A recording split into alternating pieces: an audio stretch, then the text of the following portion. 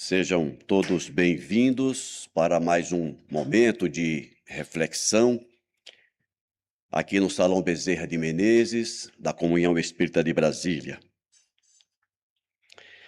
A nossa reflexão de hoje, ela está ancorada no capítulo 109 do livro Fonte Viva, do Emmanuel, pela psicografia do Chico Xavier, onde o Emmanuel nos convida a contemplar uma das características mais consoladoras do Cristo. Jesus via a sombra, mas trabalhava pela luz. Reconhecia a queda, mas nos chamava à elevação. Percebia a enfermidade moral, mas oferecia o remédio do amor, da paciência e da oportunidade.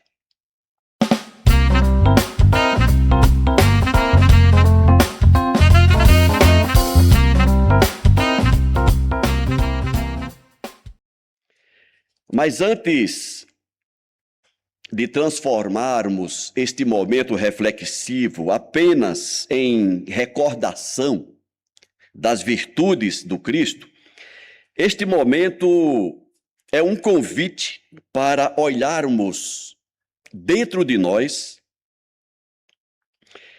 e a nos perguntar: como temos visto o nosso próximo? Como temos reagido diante das limitações alheias? Temos rapidamente condenado o outro ou tentado ajudar com misericórdia?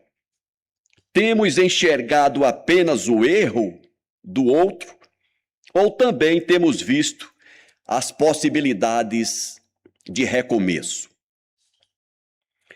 Emmanuel esclarece que Jesus não ignorava o que existe no ser humano. Ele não era ingênuo. Ele não desconhecia as fragilidades humanas, não confundia aparência com verdade, não se iludia diante das máscaras sociais. Entretanto, a sua grandeza estava em conhecer sem desprezar, em perceber as nossas limitações sem humilhar, em corrigir sem esmagar. Muitas vezes, quando descobrimos uma falha em alguém, passamos a definir a pessoa por aquela falha. Se alguém mentiu, taxamos logo de mentiroso. Se alguém caiu, dizemos que é fraco. Se alguém se equivocou, cristalizamos a criatura no instante do erro. Jesus, porém, via o erro como uma condição transitória do espírito em aprendizado, não como a identidade definitiva do indivíduo.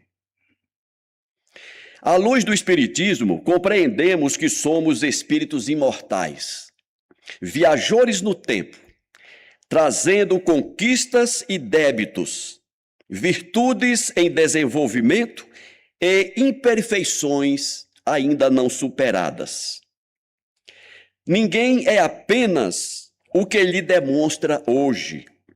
Cada criatura é uma história em andamento, um projeto divino em construção, uma consciência chamada a despertar diuturnamente. E isso Jesus sempre identificou em nós e nunca abriu mão dessa essência divina que trazemos, apesar ainda dos erros e das quedas cometidas. Emmanuel traz nesse texto do capítulo 109 do livro Fonte Viva alguns exemplos da misericórdia de Jesus para com aqueles com quem cruzou ao longo da sua trajetória. Por exemplo, Em seu texto, Emmanuel recorda Zaqueu, homem ligado à riqueza e à cobrança de impostos, mal visto por muitos. Jesus sabia que a usura morava com ele, mas não se aproximou para condená-lo. Aproximou-se para despertá-lo. Quando Jesus entra na casa de Zaqueu, não visita apenas uma residência, mas acessa uma consciência. E aquela presença amorosa do Cristo provocou a mudança interior em Zaqueu. Zaqueu é a representação de todos nós quando nos deixamos prender por interesses materiais, quando acumulamos preocupações, vaidades e posses, esquecendo a finalidade espiritual da nossa existência. Mas Zaqueu também representa a possibilidade de mudança e de autotransformação. Na proposta espírita, a renovação não é apenas emoção passageira, é reparação, trabalho, mudança de atitude. Zaqueu não fica apenas comovido pela presença de Jesus.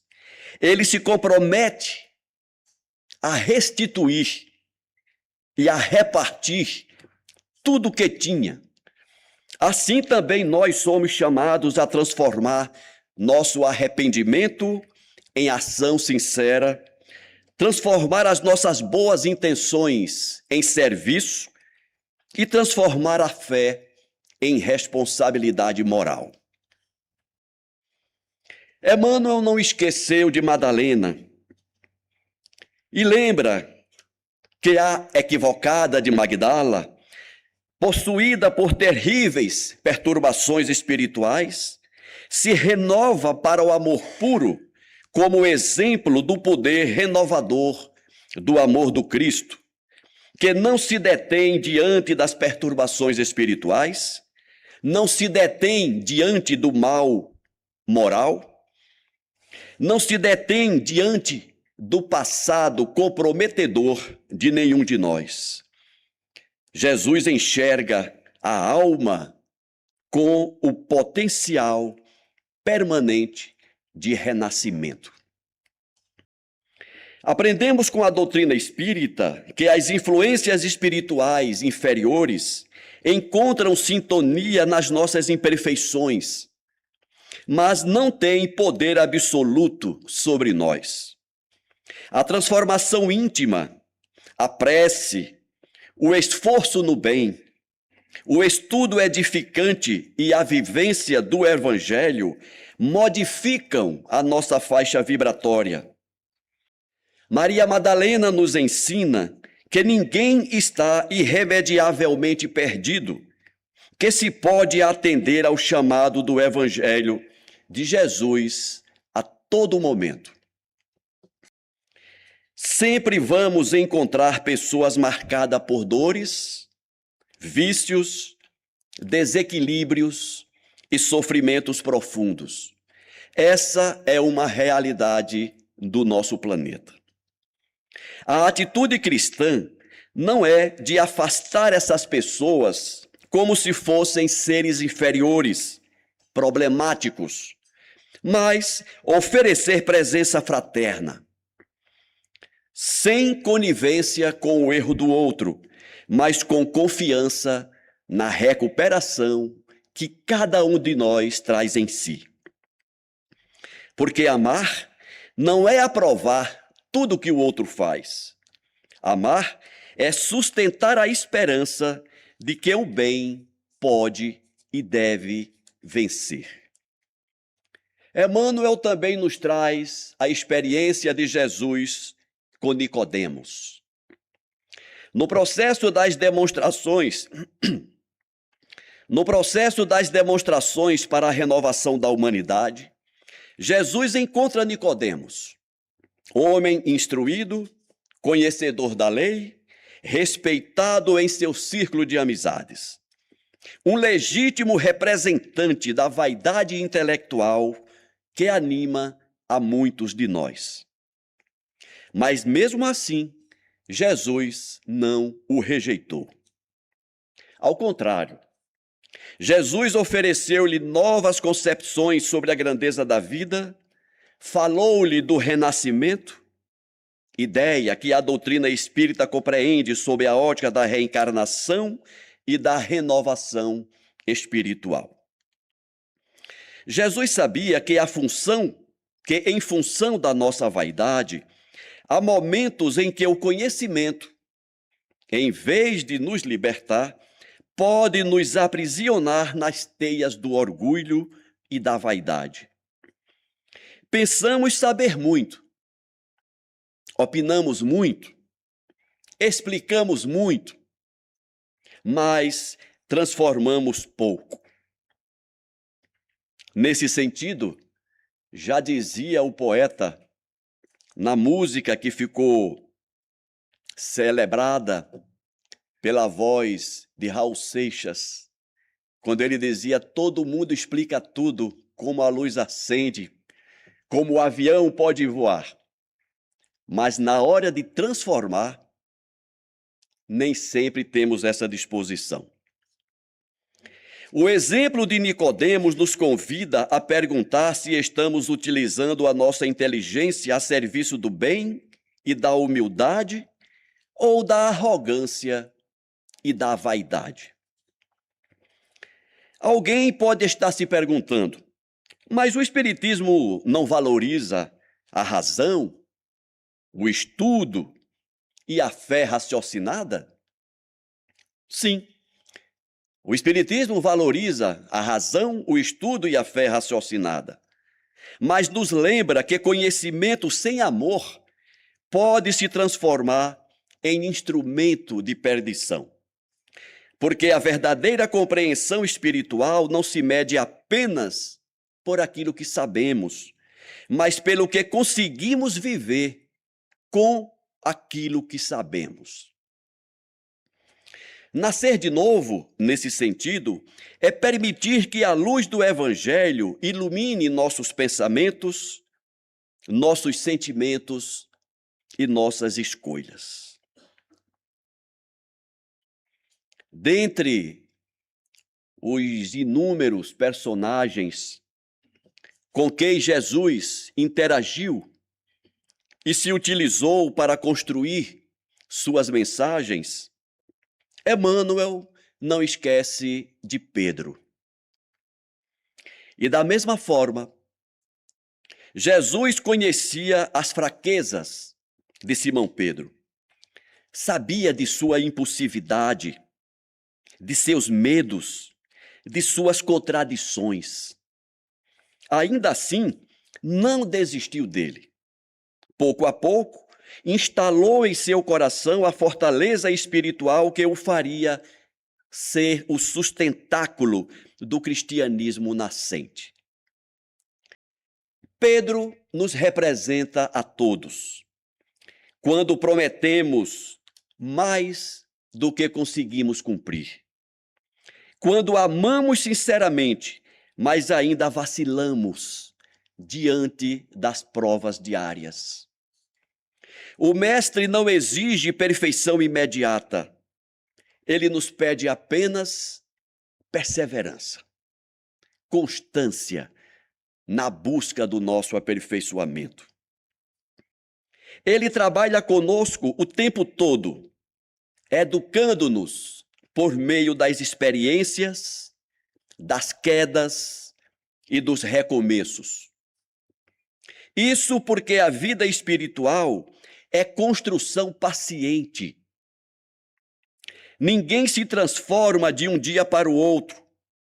A reforma íntima é feita de pequenas vitórias diárias.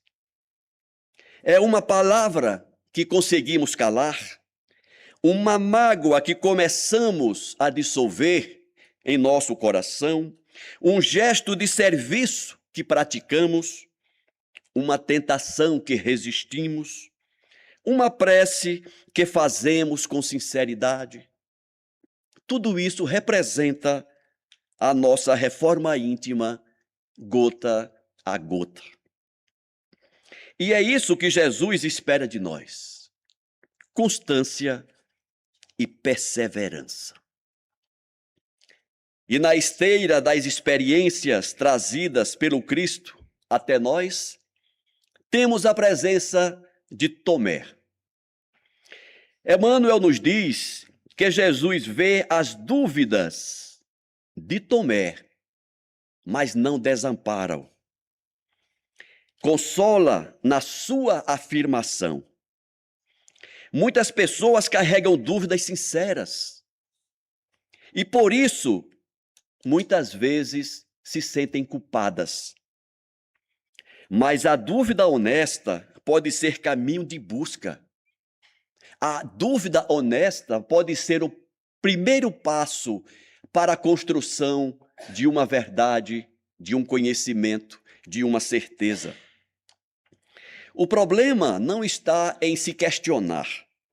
O problema está quando fechamos o nosso coração para as dúvidas, para as respostas, principalmente para aquelas respostas que não atendem às nossas vontades, que não atendem necessariamente às nossas expectativas, ainda direcionadas para os prazeres e para os objetivos imediatos. A doutrina espírita nos convida a uma fé raciocinada, capaz de encarar a razão face a face. A doutrina espírita não nos pede nem nos prega fé cega, mas estudo, observação, reflexão e vivência constantes. Jesus não humilha Tomé pelas suas dúvidas. Ao contrário, oferece-lhe elementos para que ele pudesse amadurecer a sua fé, para que ele pudesse aumentar a sua compreensão, para que ele pudesse entender a mensagem trazida pelo Mestre. Assim, também devemos acolher aqueles que perguntam, que questionam, que duvidam, que hesitam diante daquilo que para nós já é algo concreto, mas que eles ainda não compreendem. Em nossas casas espíritas, em nossas famílias e em nossas relações, precisamos aprender a não transformar a dúvida do outro em motivo de censura. E quantas vezes ainda fazemos isso? Como assim? Como você não compreende isso? Como você não acredita nisso? É simples. O outro não atingiu ainda o seu nível de compreensão. Assim como você não compreendeu ainda o nível de compreensão daquele que muitas vezes traz para você propostas recusáveis, inaceitáveis. Aprendamos com a misericórdia do Cristo em cuidar do outro, em aceitar o outro como ele é, como ele ainda é. E o nome disso é indulgência. Muitas vezes, uma pergunta sincera revela uma alma à procura de um caminho. Que sejamos, então, pontes entre o conhecimento e esses irmãos que buscam esse mesmo conhecimento. Que não sejamos nós as barreiras impeditivas para que os nossos irmãos atinjam as verdades trazidas pelo Cristo e também esclarecidas pela doutrina espírita. Nesse sentido, somos todos divulgadores da Boa Nova, divulgadores dos evangelhos, divulgadores do Espiritismo. E aqui chegamos talvez ao ponto mais desafiador desta reflexão proposta pelo Emmanuel, quando verificamos a postura de Jesus diante de Judas. Jesus conhecia a sombra que lhe habitava o coração. mas não lhe negou o culto de sua afeição, do seu carinho, da sua compreensão e do seu amor. Aqui encontramos uma lição difícil, porque amar não significa ser ingênuo, nem ignorar os perigos, mas também não significa compactuar com os desvios do outro. Significa não permitir que o mal do outro destrua o bem que já existe em nós. Essa foi a lição do Cristo ao amar Judas. Jesus sabia de tudo isso, mas continuou oferecendo oportunidades de trabalho e de experiência para Judas. Esse comportamento nos ensina que a fraternidade não depende da perfeição do outro. Amar alguém que é perfeito para nós é fácil. Jesus deu o exemplo de amar aquele que nos afeta, que nos trai, que nos milindra. É claro que precisamos de prudência, limites e discernimento. Em outra oportunidade, Jesus já disse, para que sejamos bondosos, puros como as pombas, mas sagazes como as serpentes. Contudo, a prudência cristã não se confunde com ódio, não se confunde com vingança ou com desejo de queda do outro. Quantas vezes alguém nos decepciona e a partir daí desejamos apagar todo o bem que a pessoa já fez. E como somos pródigos em fazer isso? É aquele ditado popular: se fizer 99% de coisa boa, mas 1% para nós, destrói tudo de bom que ele fez. E o Emmanuel nos chama a atenção para isso. Jesus nos ensina a não alimentar a sombra com mais sombra. Podemos nos afastar quando necessário, nos proteger quando preciso, mas que isso não signifique cultivar rancor, ódio e desejo de vingança. O perdão, na visão espírita, é libertação, principalmente para a alma que perdoa.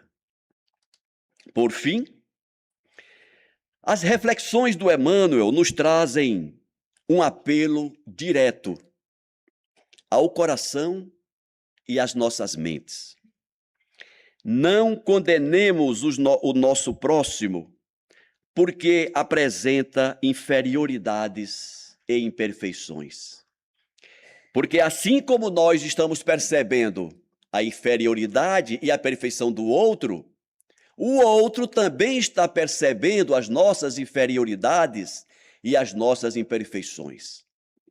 Assim como a mensagem do Cristo cobra de nós perdoar a imperfeição do outro, também cobra do outro perdoar as nossas imperfeições. A exemplo do Cristo, devemos ajudar o quanto podemos. Essa é uma orientação prática para todos os dias. Não se trata de fechar os olhos aos erros, mas de substituir o julgamento estéril, maldoso, pela cooperação útil e construtiva. Quando criticamos alguém, devemos nos perguntar: minha crítica ajuda ou apenas fere? Quando apontamos uma imperfeição, devemos nos perguntar: estou oferecendo caminho ou apenas aumentando o peso daquele que sofre? Quando vemos a queda do outro, devemos nos perguntar: se eu estivesse no lugar dele, que tipo de mão gostaria de encontrar? Aquela que aponta os meus erros e me condena, ou aquela que se estende para me dar a sustentação que preciso para me levantar e continuar caminhando? A caridade moral talvez seja uma das mais difíceis. Dar alimento, roupa ou recurso material é valioso, mas suportar com paciência, compreender sem condenar, silenciar comentários destrutivos, estimular o bem possível e orar por quem erra exige uma disciplina interior que talvez não tenhamos adquirido ainda. É nesse campo que o Evangelho nos educa profundamente. Ao final desta reflexão, guardemos a imagem de Jesus diante de cada um dos personagens citados. Mas, ao mesmo tempo que observamos Zaqueu, a Madalena, o Nicodemos, o Pedro, Tomé e o Judas, nos coloquemos no lugar de cada um desses. Porque da mesma forma que Jesus atendeu a todos eles, continua nos atendendo igualmente. Em todos eles, Jesus percebeu suas limitações. Em todos eles, a todos eles, Jesus ofereceu oportunidades. Em todos, trabalhou pelo bem possível, de acordo com as limitações de cada um. E essa é a pedagogia divina para com a nossa humanidade. Conhecer a nossa realidade, mas ainda assim continuar investindo no nosso potencial de melhoria e de aperfeiçoamento. Que as reflexões oferecidas pelo Emmanuel tenham nos trazido a oportunidade de refletir sobre as nossas limitações, mas também sobre as nossas potencialidades. E como disse Paulo de Tarso, que homem sou eu, que ainda não faço o bem que quero, mas não consigo evitar o mal que não quero? Representa todos nós. Todos nós temos um pouco de cada um desses personagens. Mas o bom de toda essa reflexão é que Jesus continua cumprindo junto a nós o mesmo papel pacificador, misericordioso, educador e convidativo para todos nós. E para encerrar o nosso encontro de hoje, que possamos, cada um de nós, aqueles que desejarem fechar os olhos, que o façam, para que possamos penetrar profundamente na essência da espiritualidade superior e que possamos pedir ao Mestre a bênção de um olhar renovado. Um olhar que veja o erro sem ódio, a fraqueza sem desprezo, a dúvida sem impaciência, a dor sem indiferença. Um olhar que reconheça em cada criatura um espírito imortal, um filho de Deus, um irmão nosso, destinado à perfeição relativa. E que quando percebermos em nós mesmos a bagagem pesada do passado e as dificuldades do presente, lembremos: Jesus sabe o que existe em nós, mas ainda assim nos estende suas mãos misericordiosas.